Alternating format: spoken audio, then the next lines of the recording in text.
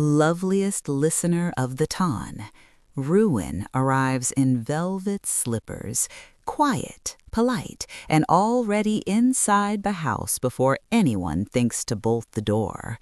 For Elowen Hartwell, Ruin arrived on an ordinary Tuesday in the plainest possible way. A letter, cream paper, black seal, a crest stamped so deeply the wax looked bruised.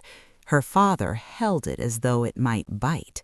The fire in the grate had burned itself down to embers. Coal was too dear for long flames now.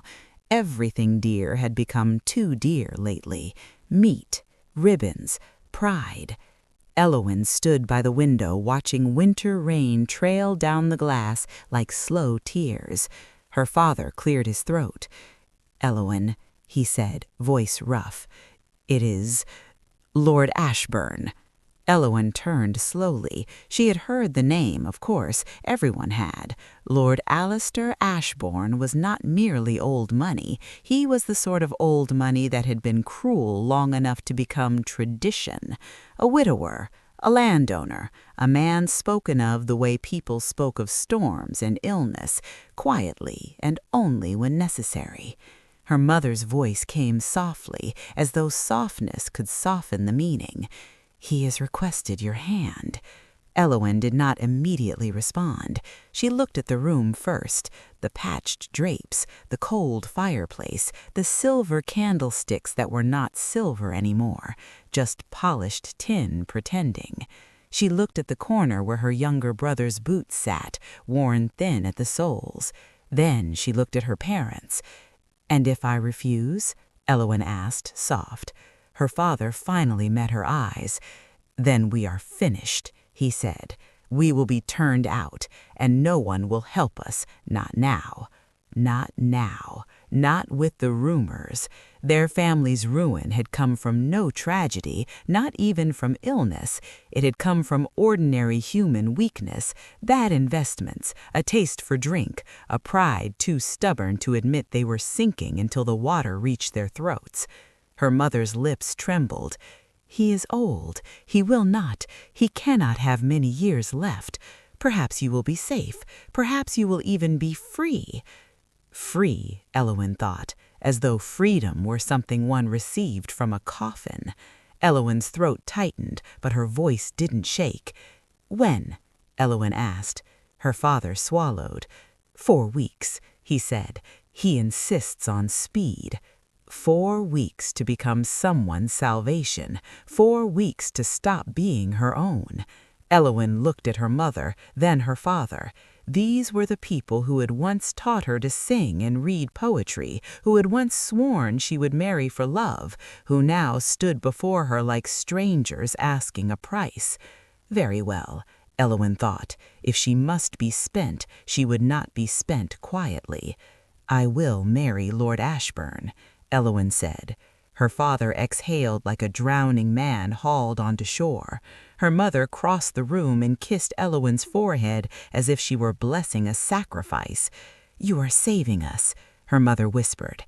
Elowen did not correct her. She could not bear to say the truer thing. "You are losing me." The 4 weeks passed like a slow tightening around Elowen's throat. London continued as it always did. Dinners, dances, gossips served on silver trays, while Elowen's world narrowed to fittings and letters and the careful, humiliating work of preparing to be purchased with dignity. Lord Ashbourne's solicitor came twice with papers that smelled of sealing wax and finality. A new dress arrived each week, delivered with Ashbourne's seal, and no note beyond, "For your comfort." Comfort was never a gift from men like that. It was a leash disguised as velvet. Elowen tried the gowns on and stared at herself in the mirror. Fine silk, frost-colored lace, pearls that looked like trapped moonlight. She looked like a girl being prepared for a portrait, beautiful, obedient, and already dead inside. Her mother watched with a brightness that was too sharp to be real. "You look like a duchess already," her mother whispered. "A duchess," Elowen repeated, tasting the word. "Or a display." At the season's final winter ball, held in a townhouse so gilded it seemed to sweat gold, Elowen stood near the refreshment table as women smiled at her with sympathy sharp enough to draw blood. "Poor Miss Hartwell," whispered one behind a fan, "sold to Ashbourne. Imagine it." "He's old enough to be her grandfather," murmured another. "At least he'll keep her quiet," said a third voice, soft and cruel. Elowen did not turn. She had learned to let cruelty pass through her like air. Then the room shifted, not with music, with a tension, a hush, as though someone had opened the door and let winter into the ballroom. The butler announced, voice clipped, "Rowan." Only one name, no title, no pedigree announced, just Rowan. And yet the room reacted as if a prince had entered. Elowen's breath caught, just slightly. Rowan had no title, which meant, in the eyes of the ton, he had no right to command a room. And yet he did. He entered with the quiet assurance of a man who refused to apologize for existing. He was perhaps 27, tall, dark-haired, dressed in black without unnecessary ornament. His gaze swept the room once, watchful, assessing, and landed on Elowen as though he had been looking for something and finally found it. Whispers rose immediately. "That's him!" "Who?" "Rowan, the man who builds the precision instruments for the Navy. They say he turned down a knighthood. They say Lord Ashbourne hates him. They say Lord Ashbourne should fear him." Elowen didn't understand why she was watching him so closely. She only knew she was. Rowan crossed the room, not hurried, not hesitant, straight toward her. He stopped before her and bowed with the kind of restraint that was almost insolent. "Miss Hartwell," he said. His voice was calm, but it carried, like a closing door. Elowen inclined her head. "Sir." Rowan's gaze held hers. "You're engaged," he said. Elowen's jaw tightened. "Yes." "And you're not happy," Rowan replied, as if stating a fact. Elowen's fingers tightened around her fan. "You don't know me." Rowan's mouth curved faintly, not quite a smile, a private thought. "I know enough," he said. "You stand like someone being told to surrender with grace." Elowen's throat went tight. Before she could respond, Rowan did something outrageous. He offered his hand. "Dance with me," he said. Elowen's pulse spiked. "I cannot." "You can," Rowan said calmly. "You simply believe you're not allowed." Across the ballroom, Elowen saw a tall, older man watching from the shadows, silver hair, stern posture, eyes cold as cut stone. Lord Alistair Ashbourne. His gaze was possessive, as if Elowen were already property. Elowen should have refused Rowan. She should have been proper. Instead, something in her, something furious and long unheard, rose like flame. She placed her hand in Rowan's, and London leaned forward delighted. Rowan danced like a man who understood control, but didn't need to show it. His hand at Elowen's waist was proper, restrained, and yet she felt the heat of it like a brand. "You shouldn't marry Ashbourne," Rowan murmured as they turned. Elowen's lips tightened. "And you shouldn't speak as though you have the right to advise me." Rowan's gaze sharpened. "I advise because I know," he said. Elowen swallowed. "What do you know?" Rowan's voice lowered. "What kind of men collect wives the way they collect estates, and what kind of men do not forgive a woman for being human." Elowen felt her chest tighten. "Why do you care?" she asked. Rowan's eyes held hers. "Because I once saw you outside St. Martin's giving your gloves to a shivering child. You didn't know anyone watched. You didn't do it for applause." Elowen's breath caught. "You watched me?" Rowan's mouth curved faintly. "I see most things," he murmured. "It's an occupational habit." "What occupation?" Elowen demanded. Rowan hesitated. Brief, telling. "Precision," he said. "A world where one wrong cog ruins an entire mechanism." The music ended. Rowan guided Elowen toward the edge of the ballroom. "Be careful," he said softly. Ashbourne doesn't like anyone interfering with what he believes belongs to him. Elowen forced calm. And do you like interfering? Rowan's gaze turned dangerous. I dislike watching good women become repairs for broken men. Before Elowen can respond, the air shifted. Lord Ashbourne approached, polite, cold, perfect. Rowan, said Ashbourne, voice smooth as steel. You're bold. Rowan didn't flinch. Honesty often looks like boldness to men who prefer silence. Gasps flickered through the crowd. Ashbourne's eyes slid to Elowen. You're pale, he observed, as though her color inconvenienced him. Elowen met his gaze. It is remarkable how men notice a woman's complexion only when it reflects poorly on them. A flicker crossed Ashbourne's face. Interest, irritation, something colder. Good, he murmured, as if she were being measured. Then he offered Elowen his arm. You travel north 3 days, he said quietly. The wedding will be held at Ashbourne House, privately. Elowen's stomach tightened. 3 days to prepare, travel, and surrender. Rowan watched Elowen leave, expression unreadable, but Elowen felt, without understanding why, that he wasn't done with her. Not yet. The carriage arrived exactly 3 mornings later. Elowen's mother hugged her so tightly, Elowen felt her ribs ache. You are saving us, her mother whispered. Elowen climbed into the carriage without looking back. If she looked back, she might not have found the strength to leave. The journey took 3 days. London softened into countryside, countryside hardened into moorland. The air grew colder, villages grew sparse, silence grew heavier.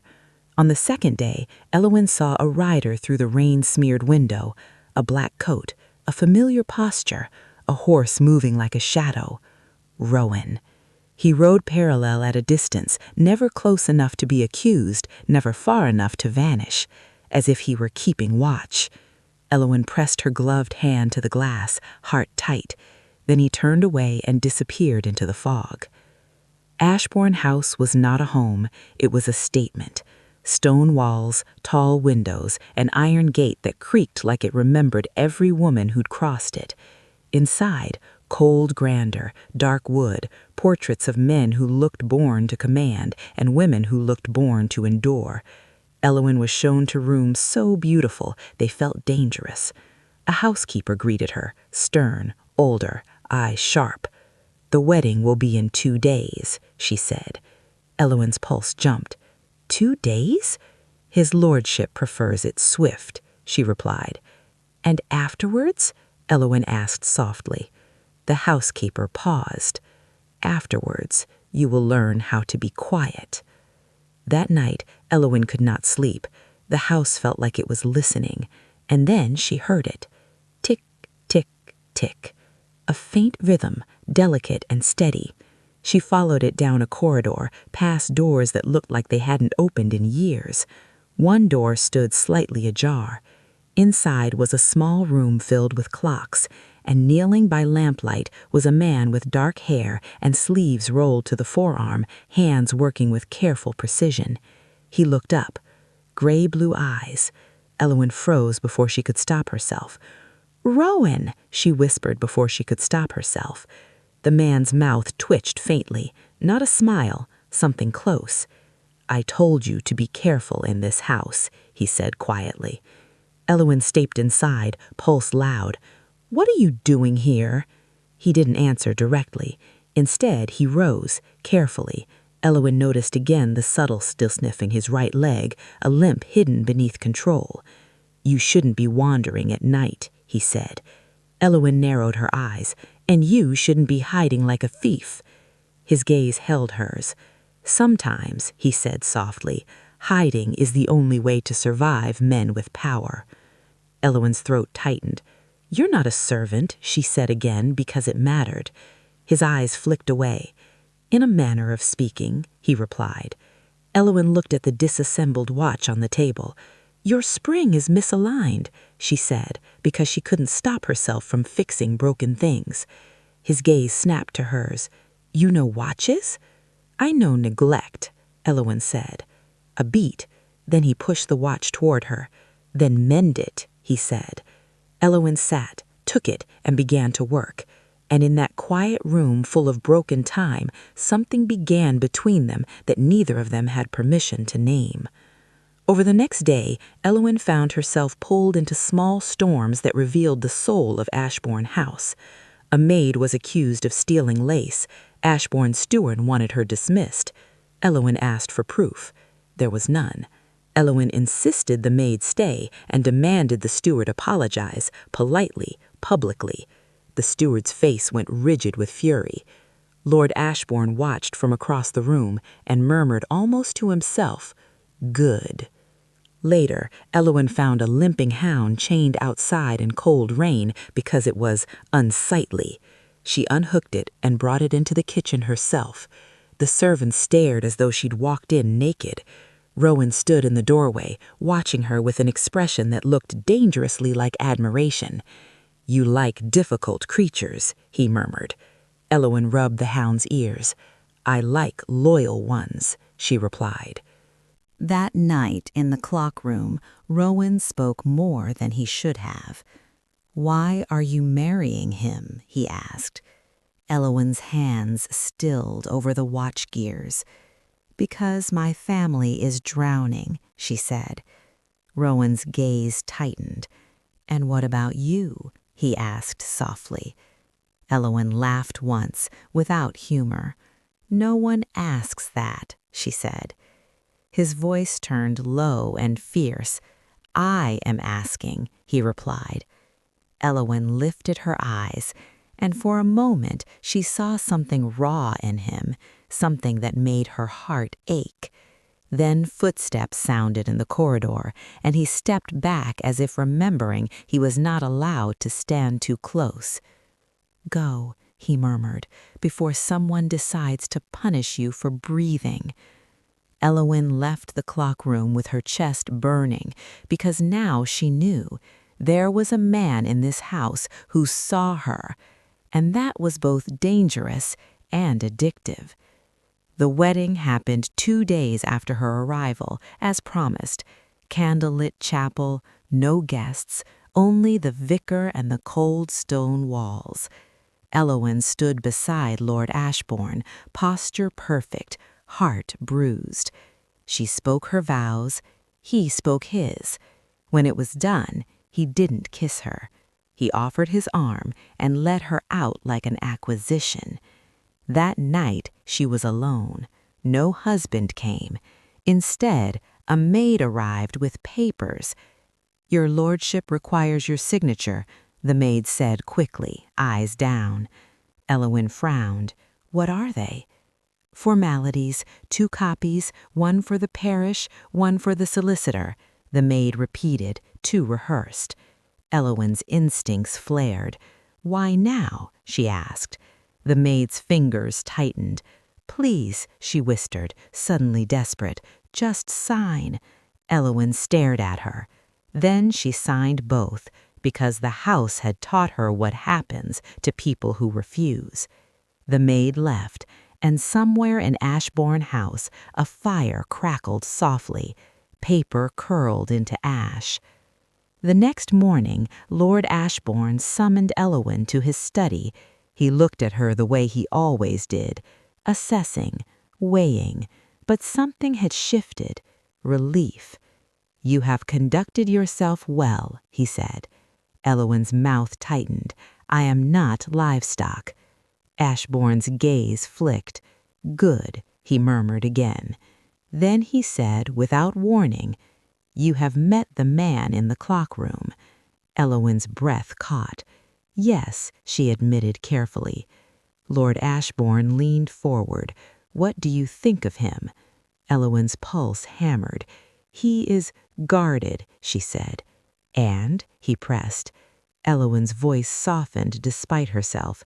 "He is lonely." A long silence.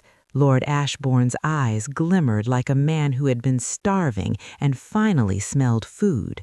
Then he rose, walked to the window, and spoke with quiet finality. "It is time to tell you the truth." Elowen's blood went cold.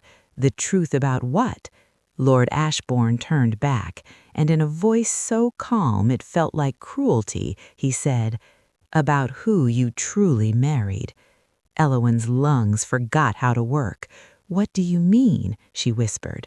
Lord Ashbourne's face did not soften. "You are not my wife." Elowen stumbled back a step. "That is impossible. I stood in the chapel."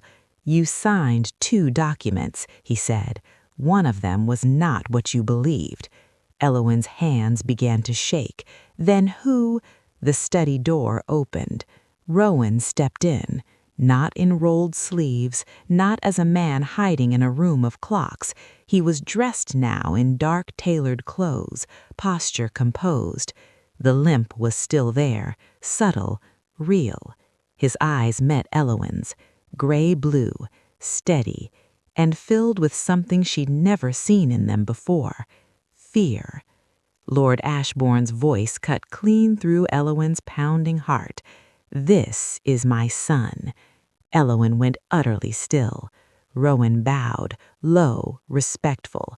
"My name," he said quietly, "is Alistair Ashbourne." Elowen's throat tightened with betrayal so sharp it almost made her laugh. "You," she whispered, "you lied." Alistair swallowed. "Yes," he said softly, "and I hated it." Elowen's voice broke, furious. "And the marriage—" Lord Ashbourne answered. "You married him," he said, "legally, completely." Elowen turned on Lord Ashbourne. "Why?" she demanded.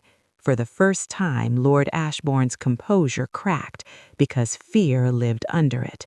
"Because my son cannot afford a wife who would treat him as a shameful secret. Because society would devour him, his limp, his pain, and the whisper that his mother was not my lawful wife." Elowen's breath caught. Illegitimacy. The word hung unspoken like smoke. Alistair's jaw tightened. "I am not ashamed," he said quietly. Lord Ashbourne flinched as if struck. Alistair looked at Elowen. "I needed to know you were real. Kind when it costs, strong when no one applauds." Elowen's eyes burned. "So I was tested." Alistair's eyes held hers. "No," he said, "you were witnessed." That hurt worse, because he had shown her parts of herself she hadn't shown anyone. Alistair's voice dropped. "I will give you your choice back," he said. "I will sign an annulment and set you free, even if it ruins me, even if my father never forgives me." Lord Ashbourne snapped. "Alistair." Alistair didn't look away. "I will not begin my life by trapping a woman." Elowen stared at him. That was the first honest thing anyone had offered her in weeks. Her voice trembled, but it did not break. "I am furious," she said. Alistair nodded. "You should be." Elowen inhaled. "But I will not punish myself for your fear," she said quietly, looking at Lord Ashbourne. Alistair's eyes warmed. Elowen lifted her chin. "I choose the man I met in the clockroom, not the lie in the chapel." Alistair exhaled as though he had been holding his breath for years. He took her hand, careful, reverent, and kissed her knuckles once, like a vow he didn't yet deserve. Lord Ashbourne did something no one expected. He brought them to London. He stopped hiding Alistair. He dared society to stare. And society did. They stared at Alistair's limp. They whispered about his birth. They tried to pity Elowen. They tried to shame her. At their first public appearance, a woman hissed behind her fan, "Bought." Alistair's body went still, ready to turn like a blade. Elowen squeezed his hand once. Then she faced the crowd. "I was deceived," she said calmly. "Yes." The murmurs swelled. Elowen continued, voice clear.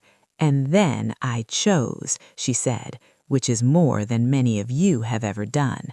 London, cruel as it was, fell uncertainly silent, because London could survive a scandal, but it could not survive a woman who refused to be a victim. Later in their carriage, Alistair spoke softly. "You didn't have to defend me." Elowen looked at him, at the man the world tried to hide and the man who still offered her freedom. "Yes," she said quietly, "I did." Because it was not love that saved her, not at first. It was choice and the courage to be seen. Loveliest listener of the tone, kindness is not weakness, it is strength with manners, and a love worth keeping is never the love that cages you, but the love that stands beside you when the world decides to stare.